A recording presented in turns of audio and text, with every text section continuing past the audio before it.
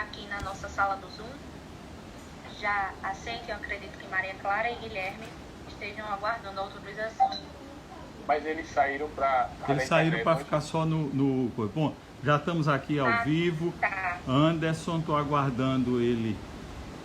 Anderson solicitou visualizar, transmitir ao vivo. Anderson. Estamos aguardando aí o Anderson. Está conectando, pronto. Pronto, professor. Aqui. O canal fica diferente. Estou dividindo aqui. Vou desligar aqui.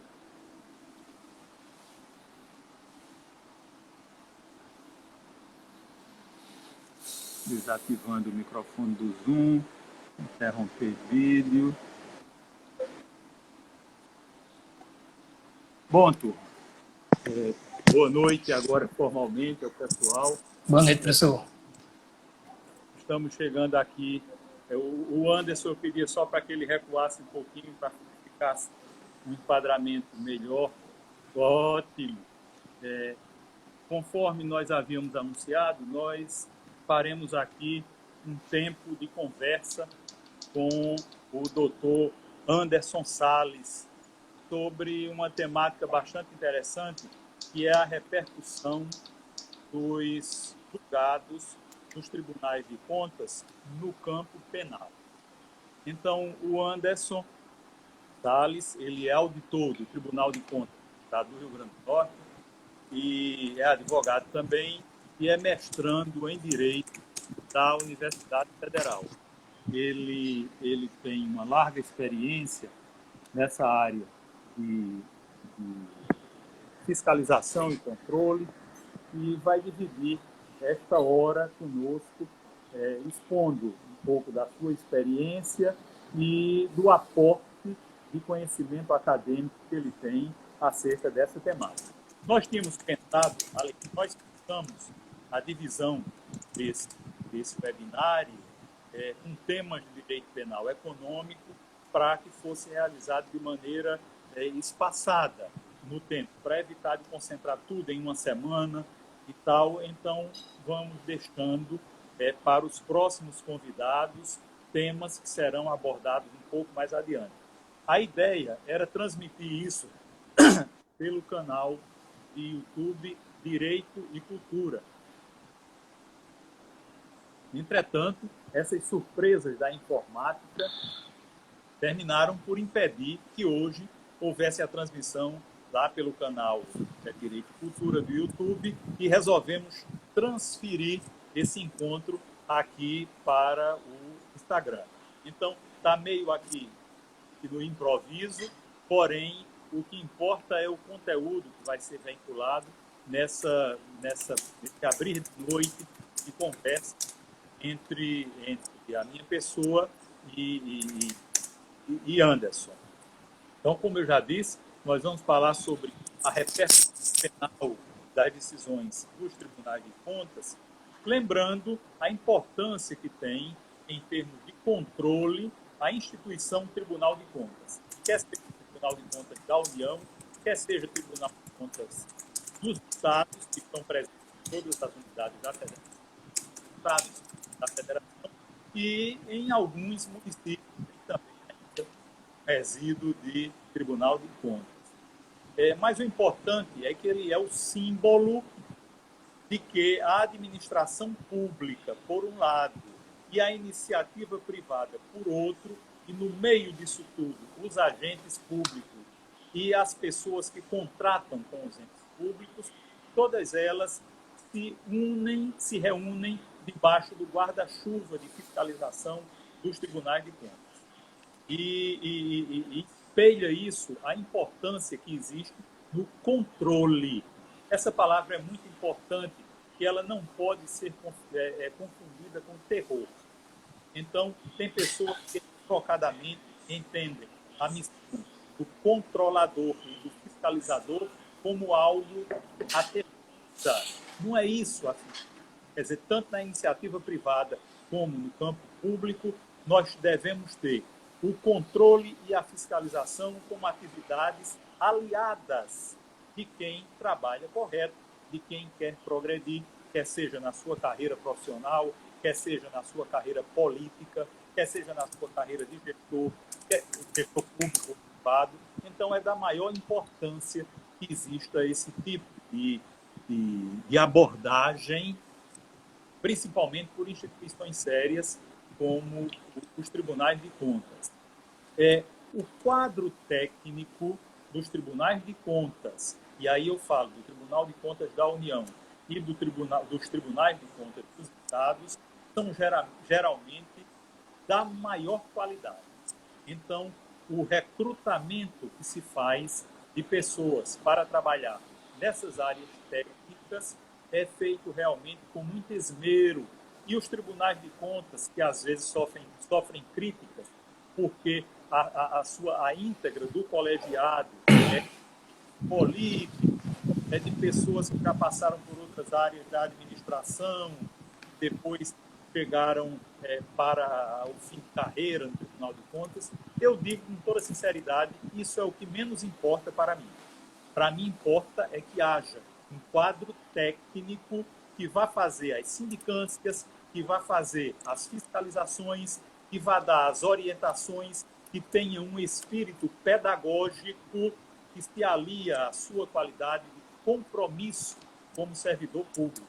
E o nosso Anderson é exatamente esse retrato que traz do lado melhor que os tribunais de contas têm no que diz respeito à orientação da administração pública, a indicações para a iniciativa privada e, sobretudo, para colocar a administração no cumprimento dos princípios que estão visados no artigo 37 da Constituição. Então, o princípio da moralidade, o princípio da eficiência, todos esses que estão listados lá no artigo 37 da Constituição, eles são muito homenageados com o trabalho de pessoas que têm compromisso no que diz respeito a quadros dos tribunais de contas. E ainda melhor quando esses quadros, quando essas pessoas do Tribunal de Contas têm um pé na universidade. Então, a vida acadêmica, o compromisso acadêmico com a pesquisa, ele se reverte também para a qualificação das pessoas que, assim como o Anderson, trabalham no que diz respeito à fiscalização, controle, orientação, e que compreendem de uma maneira holística a missão dos tribunais de contas em todo o país. Então, nós vamos ter aqui uma oportunidade de entender os perfis de atuação, de fiscalização e principalmente de controle interno, controle externo, o controle exercido pelo Poder Legislativo, que é muito importante.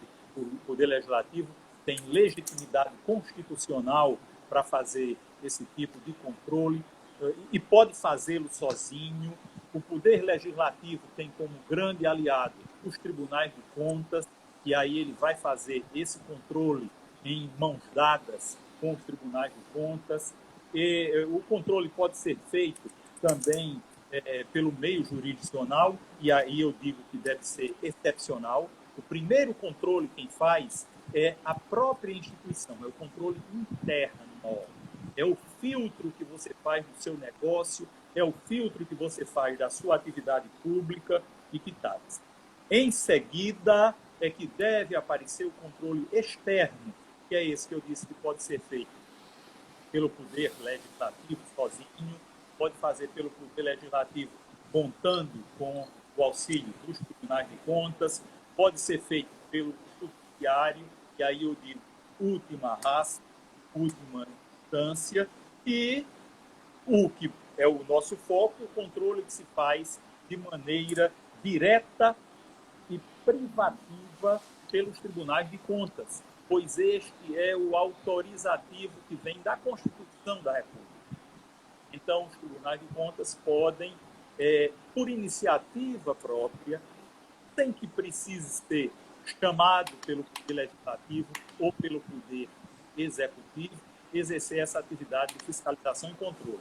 Obviamente, estamos falando aí das externalidades positivas dos tribunais de contas.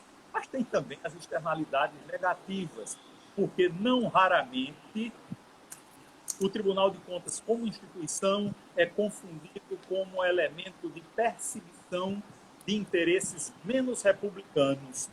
E existem gestores públicos que querem instrumentalizar os tribunais de contas para, com isso, colocar em maus lençóis seus disputantes ou adversários políticos. Eu tenho conhecimento, porque isso chega por via transversa nas atividades jurisdicionais que eu exerço, e nos elementos de defesa eu sinto que a parte diz, olha, o que eu estou sendo vítima é de um complô que foi montado no âmbito do Tribunal de Contas, às vezes por engano, por falta de ciência dos próprios órgãos do Tribunal de Contas, que terminam encalacrando um gestor público, quer seja um político ou que seja um administrador, como eu disse, por interesses menores, interesses pouco republicanos. Então, o nosso deve trazer uma panorâmica sobre esse assunto e sobre como isso chega às raias do direito penal. Então, nós estamos falando de atividade constitucional e administrativa, e isso vai ter reflexos no campo civil, mais precisamente, quando se fala em indenização, e vai ter também um resíduo penal. Então, não vou roubar mais o tempo dessa excelente plateia e vou passar a palavra a Anderson, em homenagem às pessoas que entraram depois aqui. Eu explico que ele é auditor do Tribunal do Estado do Rio Grande do Norte, é advogado também, tem uma boa e sólida formação acadêmica e hoje está cursando o mestrado no programa de pós-graduação em Direito da Universidade Federal do Rio Grande do Norte e tem, com certeza, muita coisa boa a conversar conosco aqui. Estou vendo aqui as pessoas entrando, vai rolando aqui a chegada e encontro outro ex-aluno, grande figura, professor hoje em São Paulo, o Robson Maia Lins, egresso da nossa universidade e que hoje orgulha o país na área tributária e está dizendo, bela observação do professor Ivan Lira. Eu fico muito lisonjeado com a presença do Robson aqui, que qualifica, sobretudo, esta live. Então, pegue a palavra aí para você, Anderson, e nos leve pela ciência. Professor, agradeço demais as palavras, agradeço a oportunidade, a presença de todos que estão aqui hoje, que estão fazendo esse esforço. Robson Maia, o professor Robson Maia é conterrâneo da minha mãe lá de Jardim de Piranhas. Um abraço para o senhor, viu? E para todos de Jardim de Piranhas que estiverem assistindo aí. Meu primo Tiago, inclusive, que já mandou um alô aqui pelo WhatsApp. Inicialmente, o professor Ivan Lira queria que eu falasse um pouco a respeito da repercussão penal da atuação do CAD, né? E o professor do CAD, eu não conheço nada do CAD não, professor. Vamos fazer a repercussão da atuação dos tribunais de contas, aí a gente pode conversar um pouquinho mais. E é natural que isso aconteça, que muitos na academia tenham esse interesse pela atuação do CAD. Pelo que eu estudei até agora a respeito de direito administrativo sancionador, o direito administrativo sancionador, ele foi sendo desenvolvido, vem sendo desenvolvido, ao mesmo tempo do que vem sendo desenvolvido na atividade de direito administrativo regulamentar, né? Na regulação que é feita pela administração pública. E isso vem se desenvolvendo desde a década de 90 e, com o passar do tempo, né, professor, eu vi aqui, Fábio Medina Osório, né, a indicação de leitura, ele, com essa especialização natural do direito administrativo, vem dizendo que o direito administrativo sancionador poderia se desenvolver e se especializar até chegar a um ramo autônomo do direito, certo? Outras obras de indicação também do professor José Roberto Pimenta de Oliveira, que é presidente do IDASAM, né? Fala muito bem da professora Alice Voronov, que é esse livro aqui. Um livro muito interessante que eu achei, indico, porque, diferentemente de outros professores, ela constrói um modelo, né, sancionatório consciente para se desenvolver dentro da administração pública. E, no decorrer da minha apresentação aqui, eu vou utilizar alguns termos, algumas coisas que ela vem a citar e vem colocar como institutos a serem desenvolvidos dentro do direito administrativo sancionador, que eu acredito que pode contribuir bastante para algumas problemáticas que nós encontramos no dia a dia quando falamos de dar efetividade à atividade e o desenvolvimento das atividades das instituições, tanto de controle quanto de todas as instituições que fazem parte do direito, da nossa máquina administrativa como um todo, né? E um desafio para mim hoje seria tentar convencer o professor de que a atuação dos tribunais de contas podem ter uma repercussão muito maior no direito penal do que as atuações do CAD. Quem sabe eu consiga e ainda convencer algum outro colega. Esse recente protagonismo das Cortes de Contas tem movimentado inúmeras discussões na doutrina e na jurisprudência dos tribunais superiores, de forma que alguns doutrinadores, como Carlos Aires Sundfeld e Jacinto Arruda Câmara Potiguar, né, eles registram em uma de suas obras que seria de grande utilidade a elaboração de trabalhos cujo foco fosse identificar com precisão as competências, os limites e as possibilidades da atuação do controle externo que é desenvolvido pelos órgãos de controle externo, que são os tribunais de contas. Esse tipo de discussão é o que motiva o desenvolvimento da minha dissertação. E por saber que é um tema também pouquíssimo estudado na academia, né, na graduação, inclusive, eu acredito que seja importante nós iniciarmos aqui com uma contextualização, formando uma base sólida para depois discutirmos temas relativos à responsabilização por outras esferas, oriundas das decisões que são emanadas da atuação que é realizada dentro do Tribunal de Contas, certo? Então, eu passei um PDF com os slides que iríamos apresentar aqui hoje.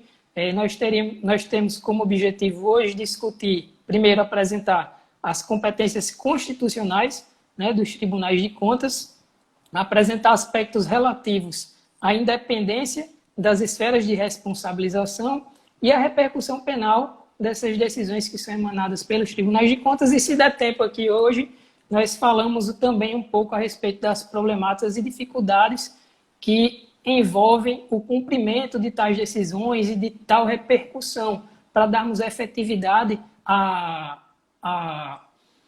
ao ordenamento de condutas que são consideradas que são antijurídicas e consideradas pela sociedade como reprováveis, certo? Então, o foco da nossa apresentação aqui hoje é trabalhar, né, como o professor falou, um enfoque constitucional, certo? Então, eu vou discutir com os senhores que a ideia do controle da administração pública, ela justamente está ligada diretamente à noção de Estado democrático de direito, né? Nos dizeres, como o professor bem falou, né, nas suas próprias palavras, mas nos dizeres de Celso Antônio Bandeira de Mello, o controle externo é toda a fiscalização que é exercida de um poder sobre os atos administrativos que são praticados por outro poder. Todavia, a Constituição Federal, ela atribui titularidade do controle externo ao Poder Legislativo, que é exercido com o auxílio dos tribunais de contas. Oswaldo Aranha Bandeira de Mello, pai de Celso Antônio, naquele livrinho que o professor Vladimir da Rocha França passou para a nossa turma na disciplina de atos administrativos, né, um livrinho de 1979, denominado Princípios Gerais de Direito Administrativo, ele diz que, apesar de que a ação do Estado-Poder possuía esse caráter autoritário, sua atuação encontra limites justamente no direito constitucional, da importância de quando falarmos sobre instituições, desenvolvimento no sentido geral, até no sentido do que fala Amartya Sen, né? Desenvolvimento econômico, desenvolvimento social e desenvolvimento institucional. Então, passa pelo desenvolvimento das instituições como um todo. Então, é importante falarmos e discutirmos, estudarmos e aperfeiçoarmos a administração pública e suas instituições. Um amigo, uma vez, disse para mim que seria um erro os tribunais de contas embasarem a sua atuação na Constituição Federal, porque a Constituição Federal fala especificamente do Tribunal de Contas da União. Entretanto, por força do princípio da simetria constitucional, que está consagrado no artigo 75 da Constituição, ele diz que,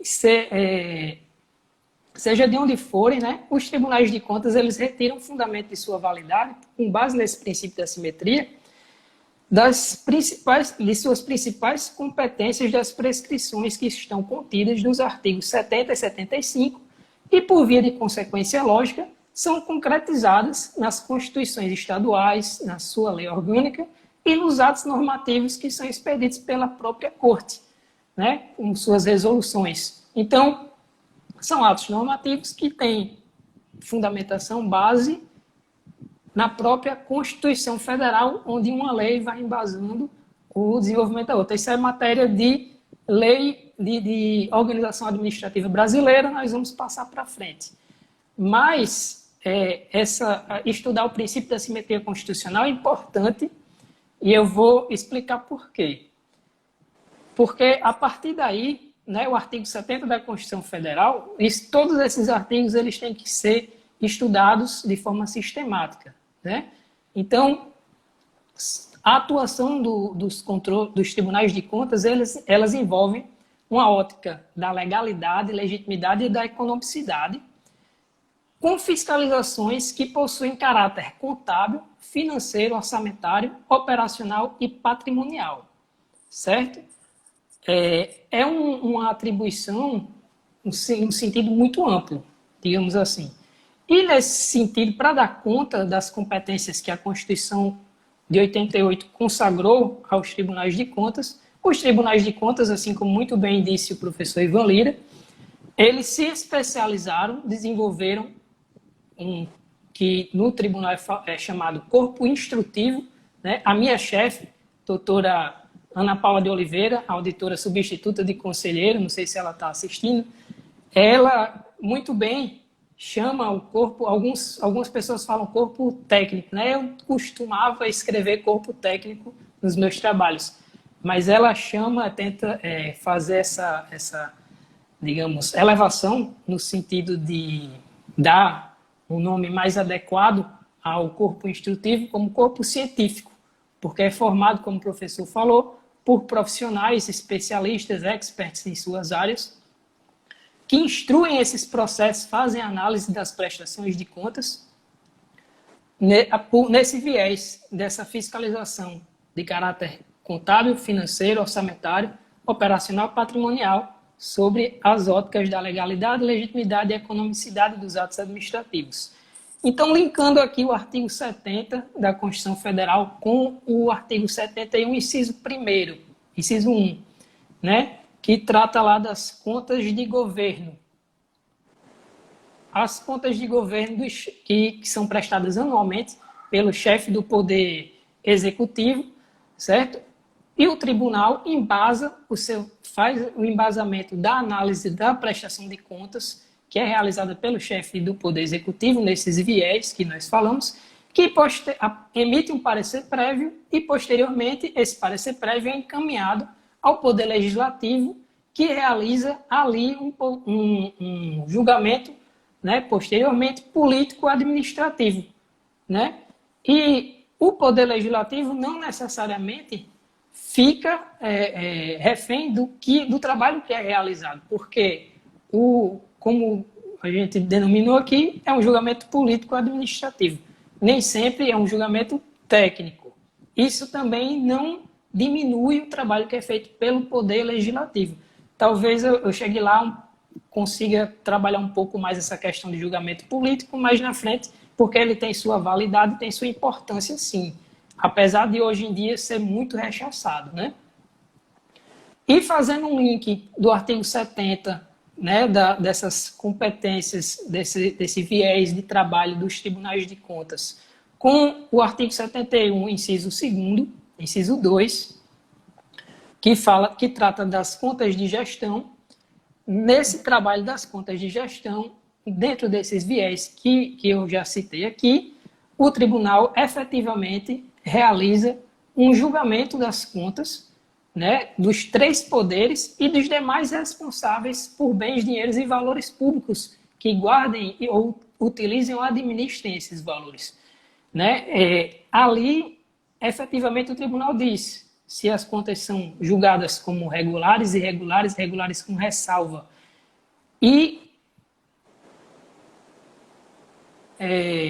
nesse sentido, no estudo desses artigos de forma sistemática, podemos notar uma outra limitação que os tribunais de contas possuem, que é uma limitação por fonte de recursos. Ou seja, o Tribunal de Contas do Estado do Rio Grande do Norte não pode fiscalizar licitações e contratos que são oriundos, que os recursos em jogo são oriundos da União. E vice-versa, o TCU não pode fiscalizar licitações e contratos administrativos que são oriundas do Tribunal, que são oriundas do Estado do Rio Grande do Norte ou de uma prefeitura que compõe o Estado do Rio Grande do Norte. Né? Então, como nós falamos inicialmente, né, como o professor Oswaldo Aranha ensina, a própria Constituição impõe limites e às vezes a gente não consegue enxergar, certo? Aqui, então, não se trata apenas... Opa! Só para você sentir o clima e o interesse que tem demonstrado a sua exposição, algumas pessoas fizeram um registro, muitas, eu tive tempo de anotar aqui, o Mário Augusto dizendo que Anderson é um pesquisador nato sobre tribunais de contas, funções de tribunais de contas. Carlos Nitão destacando a importância dessa exposição em razão da carência de doutrina sobre o assunto, ou seja, sobre mecanismos do Tribunal de Contas. O professor Eduardo Cavalcante, que é professor de Direito Penal e é promotor de Justiça, aplaudindo aqui a realização. O doutor Magnus Medeiros, diretor do Tribunal da região, é aqui de Natal, mas está dando seu concurso lá no nosso tribunal. Então, tem muitas pessoas aqui fazendo observações a propósito do que você está expondo e continue aí que estamos aprendendo muito acerca dessa coisa tão importante que é a função de fiscalização e controle exercida pelo Tribunal de Contas. Grato, pessoal. Vamos participando. Pode mandar perguntas e complementação do que eu vinha falando aqui, né? Eu sei que, como eu falei no início, esse é um tema que é muito... A atuação dos tribunais de contas é um tema que atualmente tem trazido muitas discussões, né? Então é importante, eu acredito que seja muito importante, como o professor falou, trazermos essa discussão para a academia, né? Acerca desses limites e competências. Então, falando acerca das contas de gestão, as contas de gestão, elas são, eventualmente, são processos de contas que são abertos eventualmente, né, para fins de apuração da responsabilidade, necessária identificação dos responsáveis, mensuração do dano, de algum dano que possa ter sido causado ao erário, qualificação e quantificação desses valores. Então, não se trata apenas de um relatório ou emissão de um parecer. Efetivamente, há um julgamento decidindo se as contas foram regulares com ressalva ou irregulares, né? Com base nesses elementos técnicos que apresentamos no artigo 70, o tribunal pode realizar, né, imputações de ressarcimento ao erário, aplicação de multas aos gestores faltosos e até mesmo determinar obrigações de fazer ou de não fazer, como a sustação de atos e de contratos administrativos. E aí nós chegamos ao estudo dos incisos 9 e 10 do artigo 71 da Constituição Federal, certo? Quando o tribunal está diante de um ato administrativo irregular ou ilegal, ilegítimo, né, ele possui competências para sustar a execução deste ato impugnado, realizando posterior comunicação daquela decisão ao Poder Legislativo competente, certo? Anderson, dá uma explicação que pode ser dividida aqui. No instante em que você, na tarefa de fiscalização e tal, se depara com uma irregularidade que não pode ser sanada ali, que não é algo que o próprio órgão que está sendo fiscalizado possa resolver. Aí você disse, remete ao Poder Legislativo, imagine se você esteja fiscalizando no âmbito do Poder Executivo, remete para o Poder Legislativo com qual finalidade? Essa é a primeira pergunta. E a segunda pergunta decorrente é se pode remeter isso no paralelo para o Poder Legislativo correspondente e, ao mesmo tempo, fazer comunicação para o Ministério Público, por exemplo. Pode. É possível isso? É possível. Agora, é importante fazermos essa diferenciação, ato administrativo e contrato administrativo. Além disso, a Constituição fala em sustação, certo? Assinar prazo para correção e por aí vai. Então, a sustação no sentido de suspensão dos efeitos, né? Cabe à própria administração realizar a sua anulação, revogação daquele ato, daquele contrato, porque senão estaríamos aí diante de uma invasão de competências, certo? Mas competência de quem? Invasão de competência de quem? De quem tentou ou atuou de uma forma a anular aquele ato ou aquele contrato diretamente, né? A Constituição fala no sentido de sustação dos efeitos, né? Então, ato administrativo, no primeiro momento, o tribunal pode determinar a sustação daquele ato impugnado. Quando falamos de contrato administrativo, aí nós estamos falando, professor, dos parágrafos 1º e 2º do artigo 71 da Constituição Federal, que aí o procedimento é mais cuidadoso, digamos assim. Há quem diga, inclusive, que porque assim, no âmbito quando se trata de contrato, o tribunal primeiro faz a comunicação ao Poder Legislativo, né, que é o legitimado para sustar o contrato, certo? Se o Poder Legislativo, diante de uma ineficácia, inércia, omissão nessa atuação, naquele contrato administrativo, após 90 dias, o tribunal identificar que o Poder Legislativo não utilizou de suas competências, aí sim é que o Tribunal de Contas vai poder decidir pela sustação daquele contrato administrativo. Há quem diga que isso seria um enfraquecimento da atuação dos tribunais de contas. Entretanto, professor, na minha opinião pessoal, certo? Aí, porque a gente está saindo da esfera de Tribunal de Contas especificamente. Na minha opinião, seria um julgamento político. Por quê? Porque muitas vezes a atuação do órgão de controle ela pode variar muito, né? E raramente a suspensão da execução de um contrato público ele não ganha repercussão social. Pode acarretar consequências, né, aos contratados e à própria população em geral, como, por exemplo, a paralisação de uma obra ou a execução do fornecimento de um produto. Então, por isso que, no meu entender, foi acertada a Constituição Federal no sentido de estabelecer que esse tipo de decisão na sustação de um contrato, eu entendo também que deve partir primeiro de uma decisão política no sentido de ponderar naquela sustação daquele contrato se os interesses em jogo diante, digamos assim, um superfaturamento, né? Mas aí se a gente diretamente suspender o fornecimento daquele produto ou aquela construção, o prejuízo causado à administração e à população em geral será maior?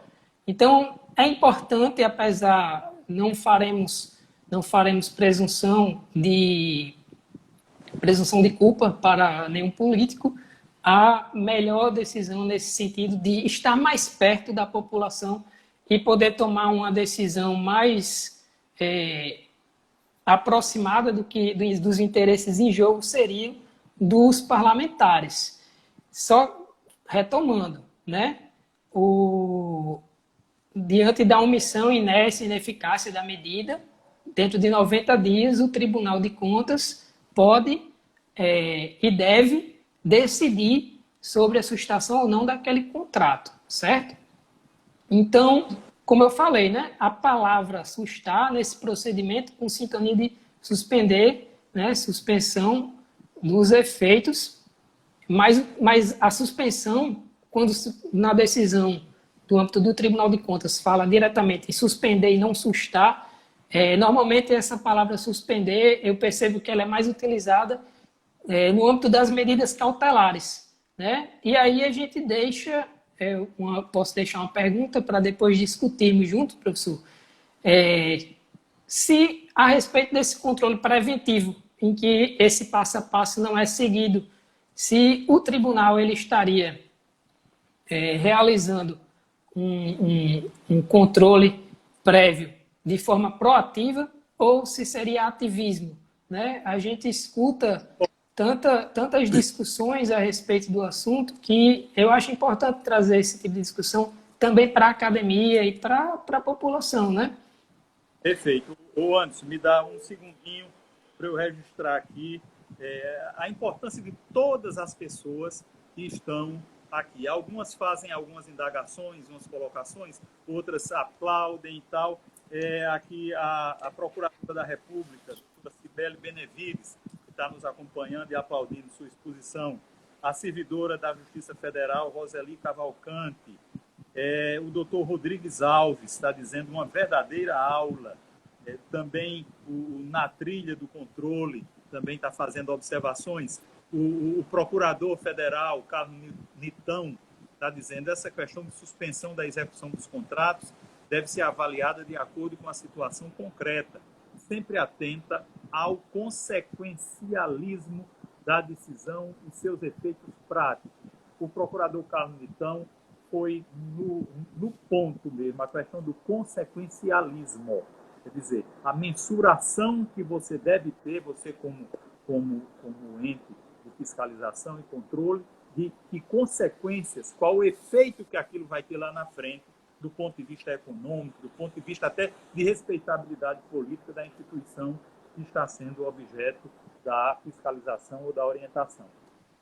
Então, vamos lá. Toque aí. Estou gostando e estou aprendendo. Grato, professor. Colega Nitão, especialista nessa matéria de contratos administrativos, não pode deixar de participar, né?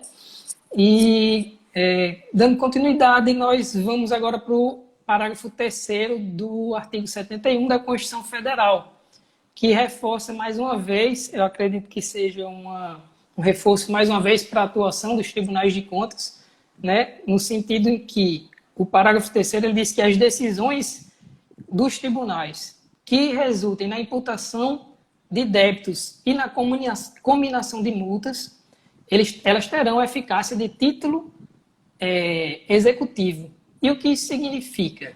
Significa que aquele acórdão que é exarado pelo Tribunal de Contas respectivo, ele já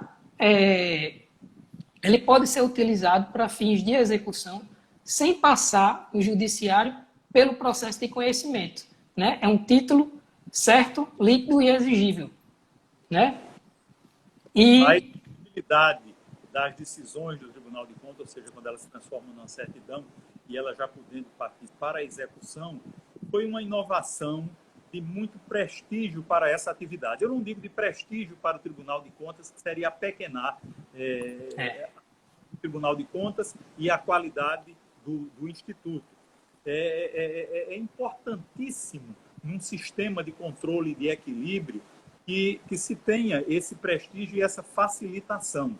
Ou seja, não precisa de se levar para outro poder, ou outro estamento, outro escaninho, para poder validar. O que a Corte de Contas, o que a atividade de controle consegue de apurar, aquilo ali já vira um título executivo. Isso torna mais próxima a efetividade do trabalho de quem elabora no controle de contas. Exato, professor. E nesse contexto, né, professor, a Constituição, além de no âmbito... Só um minuto, Rodrigo está fazendo uma observação, especialmente em épocas extraordinárias como esta da pandemia e oscilação de preços inerente à lei do mercado, escassez versus demanda, nem todo preço mais alto é superfaturamento. Isso é uma coisa que a gente pode ver até mais adiante, fica logo aqui para você ir pensando nisso. Exato. Porque aqui ainda temos algumas coisas para falar, né? E o artigo 71, segundo, né, que atribuiu a competência para os tribunais de contas de julgar as contas, né, dos causadores do prejuízo horário, somado com esse parágrafo 3º, né, da Constituição Federal, por ter dado essa força de título executivo às decisões, apesar disso, como se sabe, professor, o sistema adotado no Brasil é um sistema de jurisdição una, onde não se pode afastar do judiciário a apreciação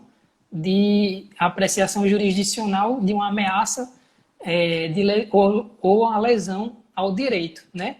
Na maioria das vezes, essas revisões das decisões do Tribunal de Contas, acho que deveria ser praticamente 100%, elas ocorrem em casos de nulidade absoluta dentro dos processos de contas, como, por exemplo, um cerceamento de defesa, né, causado por uma citação inválida, uma prescrição que ocorreu dentro do processo de contas, né, e eu até colocaria outro ponto gravíssimo, mas que é pouco debatido, né, e até por desconhecimento da matéria, que é os casos de ilegitimidade de quem exerce o controle, né, como, por exemplo, servidores cedidos, comissionados, ou até cargos de administrativo, né, realizando auditorias especificamente, sem estar legitimado no cargo. Porque quem está legitimado no cargo para exercer aquelas atividades constantes do artigo 70 da Constituição Federal, são realizando aquelas auditorias especializadas, é quem está investido no concurso público. Então, a atividade de controle da administração pública exercida pelo Tribunal de Contas no viés do artigo 70 deve estar ligado, como o professor falou, à atividade desenvolvida pelos auditores de controle externo, certo? Mas isso ainda é um ponto muito discutido, professor, essa questão da legitimidade de quem realiza essas auditorias. Que pode inclinar numa nulidade, etc. Veja então, só, me dá só um segundinho registrar aqui as suas colegas de mestrado, a advogada Juliana e a advogada Maria Rosa, elogiando aqui, e a Juliana dizendo que é necessário fazer uma live depois falando sobre abuso do poder econômico desse contexto aqui. Deixa eu fazer uma provocação, porque como nós temos um limite de tempo aqui na live do Instagram, você tem como massa de trabalho na sua atividade de fiscalização muita coisa que diz respeito à licitação. E é sabido que a licitação ela tem uma regência própria da Lei 8666. E a Lei 8666, apesar de predominantemente administrativa, ela tem uma parte penal. Sim. Então, como é que você lida quando você se depara com um achado que tenha dignidade penal? Duas provocações. Como você lida e se você tem conhecimento de setores semelhantes ao seu que já inclinam para enxergar uma transgressão penal daquilo que pode ser uma mera irregularidade sanável no campo extrapenal. Então, quais penais você vê com maior utilização no seu trabalho ligados à questão de licitação, ou seja, aqueles tipos penais previstos na Lei 8.666. Professor, eu vou pedir para o senhor, eu vou deixar essa pergunta para responder, encaminhar, porque eu queria passar por algumas etapas a respeito da responsabilização que envolvem outros ramos do direito, né, para chegarmos nessa discussão. E eu posso tomar como base de discussão justamente a Lei 8.666. Pode ser? Pronto. Estou só lembrando... Eu vou primeiro fazer uma ressalva aqui, que o artigo 71, parágrafo 3º, ele fala sobre débito e multa, certo, professor? Apesar deles serem expressos em pecúnia, os dois possuem a natureza jurídica diferente, certo? Enquanto o débito ela possui a natureza jurídica de responsabilização civil pelo prejuízo que é causado ao erário, né? A multa ela possui a natureza jurídica de sanção, até um caráter pedagógico, certo? Antes, até o julgamento da tese de repercussão geral 899, que foi julgada pelo STF recentemente, os débitos, né, os ressarcimentos ao erário eram considerados a tentativa da pretensão de ressarcimento eram considerados imprescritíveis, certo? Eu até tive uma discussão com a minha amiga Andréa, né, que a tria do controle, que mandou um alô aí, por meio do senhor, a respeito desse tema hoje, muito interessante. Ela é consultora jurídica lá do tribunal, já foi consultora geral, pessoa muito competente e tem minha admiração nesse trabalho dentro do Tribunal de Contas do Estado do Rio Grande do Norte. E outro ponto importantíssimo para ser analisado, professor, quando tratamos de responsabilização e da repercussão da atuação dos tribunais de contas em outras esferas de responsabilização, é que o ressarcimento erário ele deve ser cobrado em favor da fazenda pública que teve o seu erário lesado, certo? Já a multa, ela é revertida no âmbito do Tribunal de Contas do Estado do Rio Grande do Norte a uma conta, um fundo, né, de reaparelhamento do Tribunal de Desenvolvimento do Controle Externo, que é uma conta chamada conta FRAP, é um fundo, né, específico para isso. E acho que a partir dessas considerações nós podemos entrar na discussão agora dessa repercussão. Estou olhando aqui no slide para a gente ver o que eu coloquei. Sim, certo. Então, como é serviço de todos os senhores, né, o ato ilícito, é bom fazer essa contextualização, o ato ilícito ele não é uma categoria específica de um ramo do direito. E sendo uma conduta contrária à norma jurídica, e sendo ela uma conduta contrária à norma jurídica, né? Então, sob essa ótica, não há uma diferença essencial de natureza entre essas instâncias que envolvem a repercussão dessas atuações. Em todas elas, há o mesmo fundamento ético, que é reparar uma infração de um dever jurídico pré-existente, né, que é resguardado pelo sistema de direito jurídico positivo, sistema de direito positivo, né? Essa autonomia materializa o que a gente conhece, né, que é denominado como o princípio da independência das instâncias. E isso é muito importante. Segundo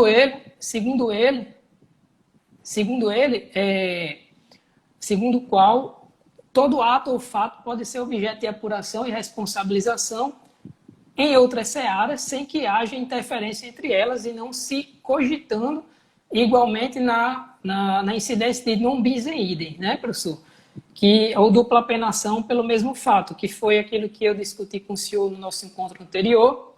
Eu perguntei para o senhor se, no caso, por exemplo, de uma fraude num procedimento licitatório, que estivesse sendo realizada a apuração de responsabilidade no âmbito do Tribunal de Contas e no âmbito, na esfera de improbidade administrativa, se aquilo dali incidiria em non bis in idem, se o mesmo gestor recebesse a aplicação de multa pelo mesmo ato na seara da improbidade administrativa e na seara de apuração de responsabilidade dentro do Tribunal de Contas.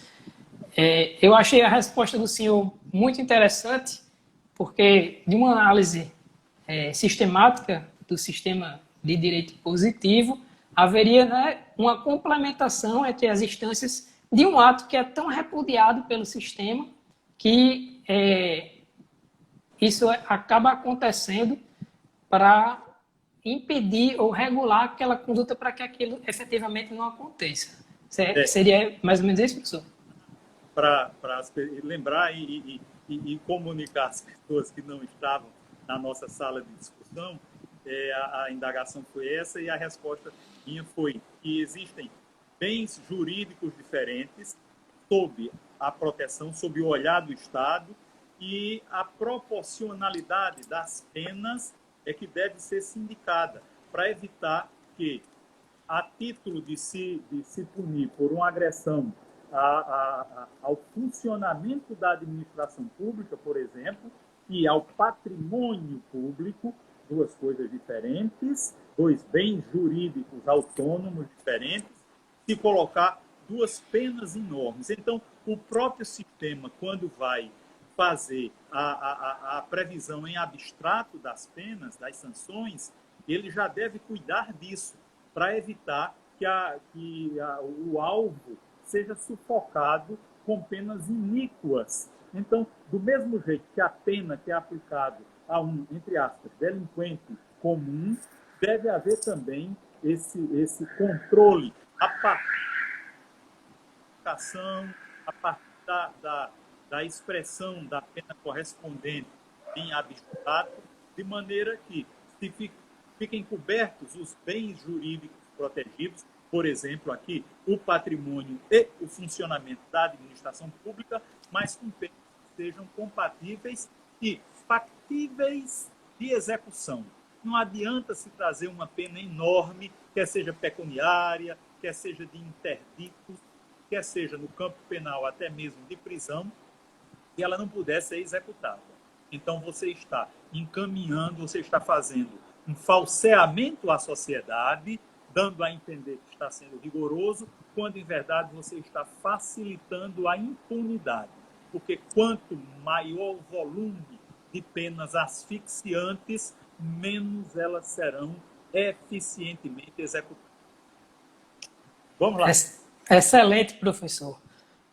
Quem fala muito bem a respeito disso, como eu falei no início da apresentação, Alice Voronoff, eu achei muito interessante. E um dos pontos que ela traça para construir esse modelo sancionatório é também, além da regulação baseada em riscos, a identificação dos riscos, dos bens jurídicos da sociedade que estão ali sendo protegidos, traçar uma pirâmide sancionatória interligada entre essas esferas de responsabilização e incentivar cada vez mais a participação cooperada entre essas instituições para se identificar. Eu vou fazer uma segunda explicação aqui para a gente entender a importância de uma atuação conjunta entre essas instituições de controle e as instituições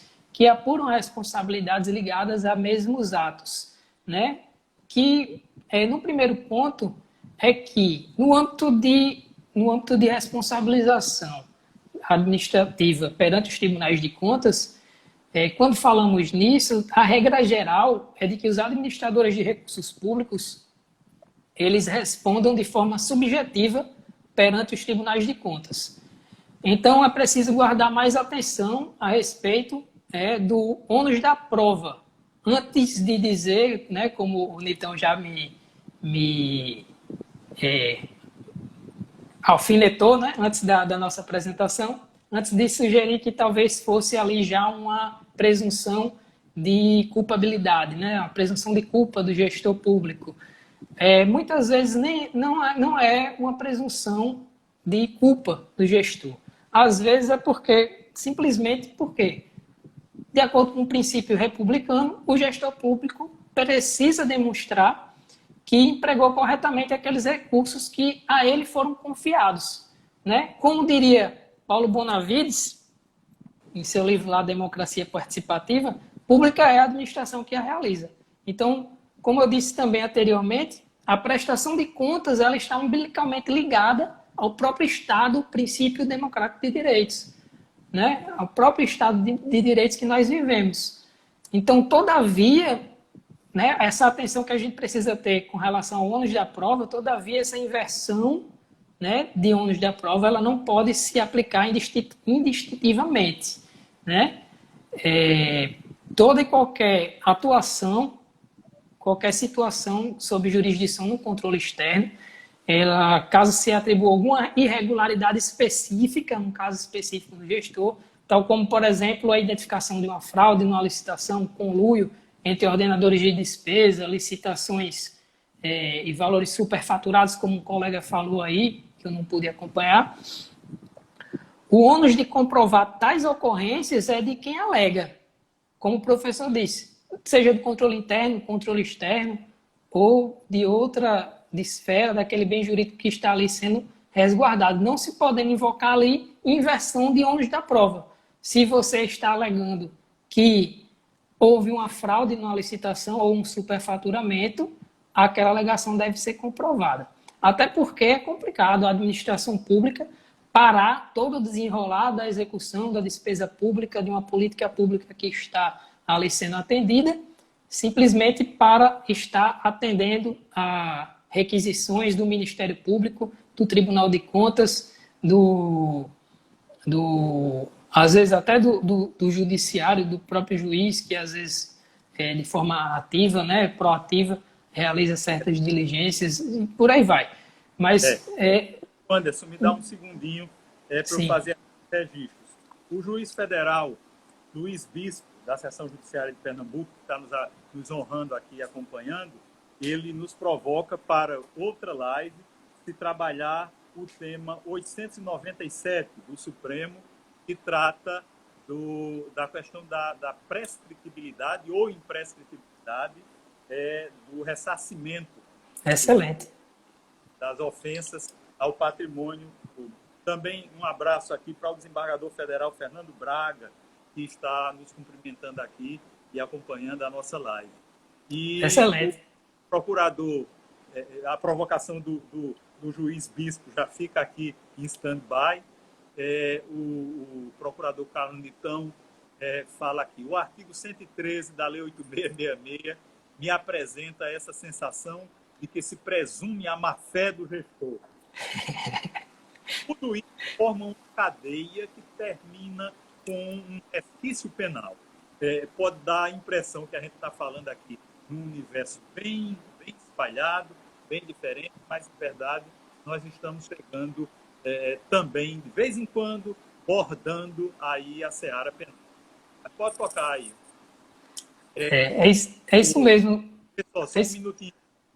O Instagram começa a avisar aqui que em 1 minuto e 48 ele vai cair. Mas não tem problema, eu farei outro acesso, quer dizer, a dinâmica da nossa conversa, das pessoas que estão aqui, estimula a que, caindo, eu faça outro acesso e a gente possa tocar para frente para concluir com as outras observações.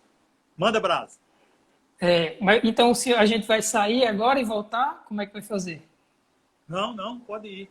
Quer dizer, temos um minuto ainda para você fazer aí uma arremate e a gente entra no... Pronto, vamos arrematar esse tema, porque agora a gente começou a entender e chegar nessa confluência que há na atuação dos tribunais de contas de vetores tanto da responsabilização civil quanto no âmbito do direito penal, né? Então, talvez a grande diferença dessa atuação dos tribunais de contas nesses dois vetores é que no âmbito do direito civil se enxerga o ato ilícito como o intuito principal de recompor o patrimônio da vítima, né, professor? Já na perspectiva do direito penal, o foco está mais ligado, não está tão ligado aos bens privados, mas sim nos interesses da sociedade como um todo. Então, o Tribunal de Contas, a sua atuação acaba por interligar essas duas, confluir, né, com essas duas esferas de responsabilidade. Muito bem, então vamos fazer o seguinte, agradecendo a todos que estiveram por aqui, eu vou encerrar e na sequência abro de novo a live para a gente continuar. Grande abraço e até daqui a pouquinho.